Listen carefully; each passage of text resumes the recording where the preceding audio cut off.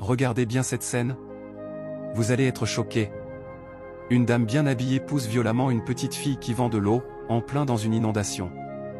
Elle lui arrache le seau des mains, renverse tous les sachets d'eau sur le sol et commence à les piétiner sans pitié.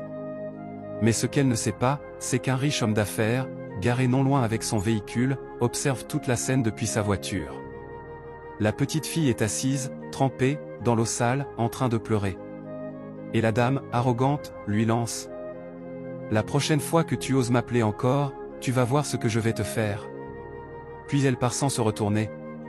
La petite se lève, en larmes, ramasse ce qu'elle peut de ses sachets d'eau. Mais, submergée par la tristesse, elle s'approche du caniveau et jette tout le reste dedans, les larmes aux yeux. Elle prend alors le chemin pour partir. Mais quelques instants plus tard, la même dame qui l'avait humiliée s'effondre devant un portail. La petite la reconnaît de loin, et malgré tout ce qu'elle a subi, elle court vers elle pour l'aider. Elle la redresse doucement, ouvre son sac, trouve un inhalateur, et le met dans sa bouche pour l'aider à respirer. Petit à petit, la dame revient à elle. La petite l'aide à se relever, lui rend son téléphone, et lui dit calmement: « Ah, c'est ce que je voulais te donner tout à l'heure. C'est pour ça que je t'appelais. » La dame reste bouche bée. « Merci, » murmure-t-elle.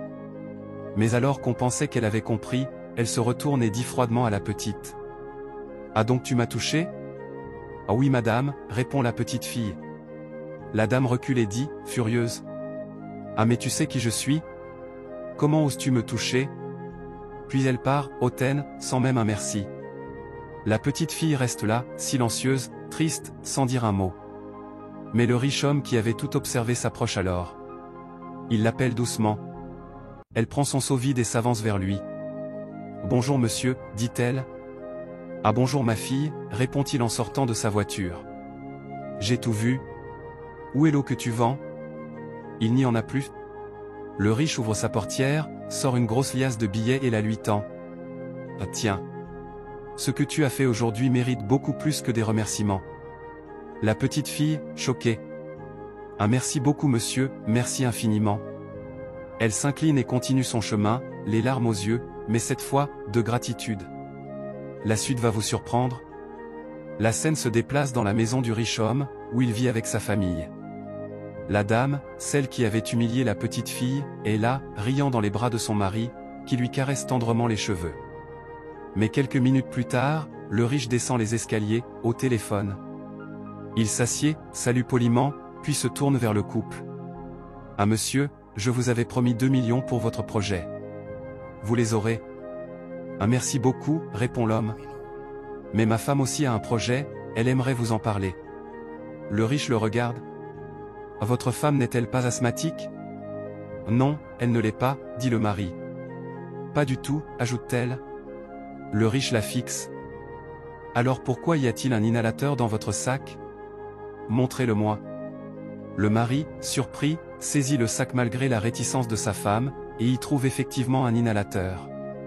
Le riche révèle toute la vérité devant eux. « Ah c'est cette femme qui a humilié la petite fille aujourd'hui. Celle que j'ai récompensée. Celle qui t'a sauvé la vie, madame. » « Oui, elle. » La dame tente de se justifier. « Je suis désolé, j'ai mal réagi, je ne savais pas. » Mais le riche coupe court. « Quittez ma maison immédiatement. » Le mari, choqué, demande à sa femme. « Tu as fait ça ?» Le riche conclut. « Comment peux-tu maltraiter un enfant innocent, puis venir t'asseoir ici, dans mon salon, sourire aux lèvres ?» Il l'a fait sortir de chez lui, humilié.